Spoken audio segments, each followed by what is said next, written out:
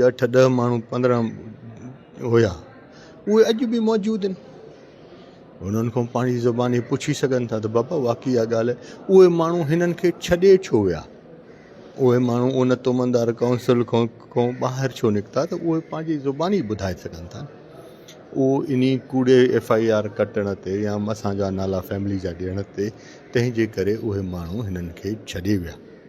उन्हनि खां परे थी विया उन्हनि खां राहूं हिननि जुदा कयूं सो इन वजह सां हिकिड़ी ॻाल्हि सरदारी निज़ाम खां ॿाहिरि ठीकु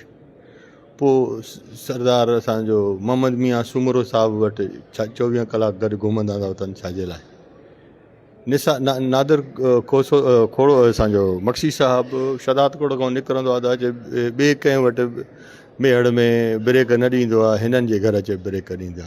उहो छा वजह आहे उते सरदारी निज़ाम न आहे तुमनदार छा आहे तुमनदार बि त इन सरदारी सोसाइटी जो हिसो आहे पर तुमनदार सरदार खां पोइ तुमनदार खां पोइ रहिस इहो त हिकिड़ो असांजे बरोच के कल्चर जो हिकिड़ो हिसो आहे असांजी अदी खां पुछा कयो त कहिड़ो सोशल प्रोग्राम हिननि अवाम जो कयो त ख़िदमत ख़ल्क़ हिननि सरदारी निज़ाम में छा कयो हिननि खे मञे केरु थो मां घर वेही पियो चवां त साईं मां सॼे पाकिस्तान जो सरदार आहियां हर बलोच क़ौम में मां चवां साईं बलोच क़ौम जी पग ख़ान कलात ते आहे त मां हाणे मां जेका उहा पग ॿधां थो थी कोन थो सघे मुंहिंजा इहो तरीक़ेकार कोन हूंदो आहे जो मां घर वेठे पाण खे हर शइ जो मालिक सम्झां इहो थी न सघंदो को बलोच क़ौम सरदार अॼु ताणी मूंखे कीअं न इहो चयो तरक़ी जे ख़िलाफ़ु आहे कहिड़ो तरक़ी जे ख़िलाफ़ु थिया जो तरक़ी जे ख़िलाफ़ु थिया त हिन काछे जे इलाइक़े में मिंथू मेड़ूं करे असां हिन अरब शहज़ादनि खां हॉस्पिटल कोन ठारायो जे अहिड़ी ॻाल्हि हुजे हा त मां सरदार ख़ान पंहिंजे पीउ जे नाले ते 24 स्कूल कोन हलाया इहा ग़लति ॻाल्हि आहे वकील कल्ह जेको दलील पे ॾिना तकरीर पे की उन ॿुधाए पियो त बुरहान खान चांडियो वाक़ई वारे हंधि मौजूदु हो लैंड क्रूज़र में शीशो हेठि करे हिननि खे चयईं त हिननि खे मारियो यार अफ़सोस जहिड़ी ॻाल्हि आहे त कोरोला गाॾी जो नंबर यादि अथनि लैंड क्रूज़र जो नंबर यादि कोन अथनि फण में वेठा आहियो घर जे ॿाहिरां CCTV फुटेज अथनि उहा छो नथा ॾेखारनि जेका CCTV फुटेज पंहिंजे घर में लॻल अथनि उहा छो नथा ॾेखारनि न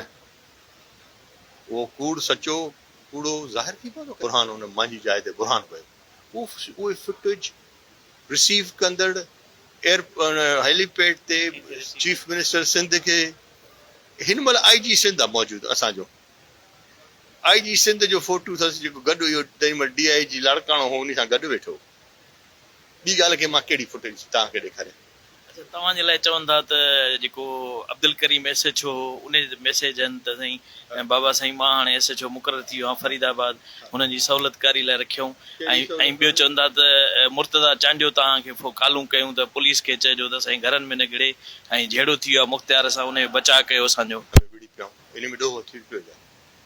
भला असांजो इहो करीम चांडियो उन महिल भला अॻी हुनजी CDR नथा ॾसनि करीम चांडियो जी त घणा दफ़ा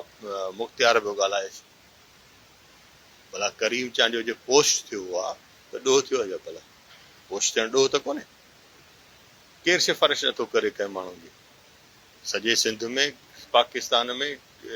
ज़रूरु सिफ़ारिश बि थींदी आहे किसो बि थींदो आहे पर को क्रिमिनल रिकॉर्ड त ॾेखारे हुनजो SP उन टाइम जो कमर जिसकाणी साहिबु भला उहो बयानु छो नथो ॾे सबबु आहे सर तव्हां ॿिन्ही MPS भाइरनि खे माना केस में फासायो वियो तव्हां इहो ॿुधायो भला दादू ज़िले में हिकिड़ो कैंडिडेट 4 सालनि खां हाराईंदो 4 इलेक्शननि में हाराए चुको आहे उन जो सबबु छा आहे मां पाकिस्तान पीपल्स पार्टी जो हिसो आहियां मां पंहिंजी शहीद राणी जे काफ़िले में गॾियो आहियां त मूंखे उन जे लाइ कहिड़ी बि तकलीफ़ ईंदी उन तकलीफ़ खे मां मुंहुं ॾींदुमि इंशा अल्लाह ताला इहो असांजो जेको कारवान आहे पार्टी जो इहो जाइज़ आहे